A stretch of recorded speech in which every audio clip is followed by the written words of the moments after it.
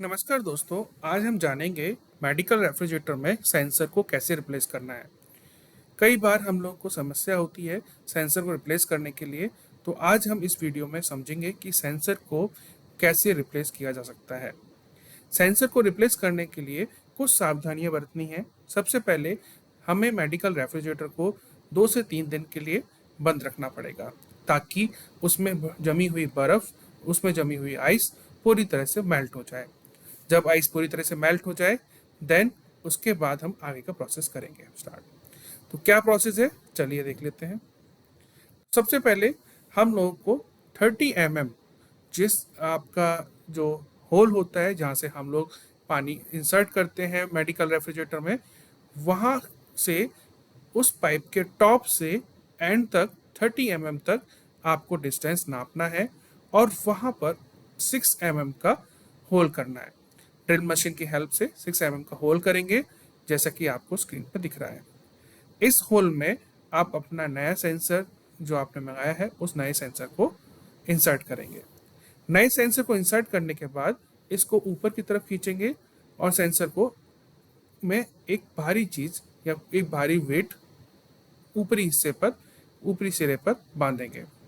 इसको बांधने का एकमात्र उद्देश्य ये है कि हम लोग इसको पूरी तरह से सेंसर को पानी में डुबाना चाहते हैं। पानी में डुबाने के लिए आपको कोई भी भारी चीज़ इसके ऊपरी सिरे पर बांधना होगा।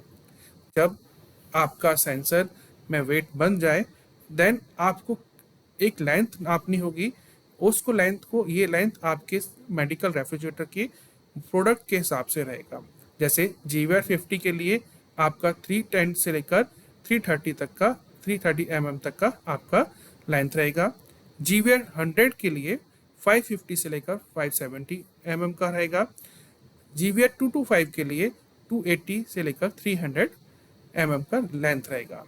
GVR 99 लाइट के लिए 350 से लेकर 370 mm का रेंज रहेगा लेंथ का।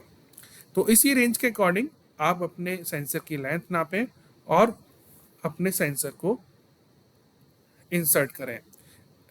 जिस पाइप में हम पानी डालते हैं उसी पाइप में हमें अपना सेंसर को डुबोना है और इंसर्ट करना है। इंसर्ट इतना करेंगे जितना कि आपका GVR में, जैसे आपने लास्ट पेज पे देखा था, जितना आपका लेंथ का डिस्टेंस है उसी के अकॉर्डिंग आप उस लेंथ के अकॉर्डिंग अपने सेंसर को डिप करेंगे।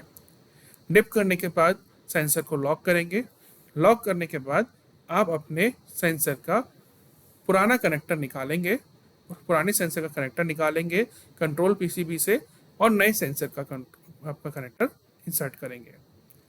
इसी के साथ आपका sensor replacement of medical refrigerator की प्रोसेस जो यहाँ पे समाप्त होती है और आपका जो इशू था मेडिकल रेफ्रिजरेटर का सेंसर रिप्लेसमेंट का, वो यहाँ सॉल्व होता है। Thank you.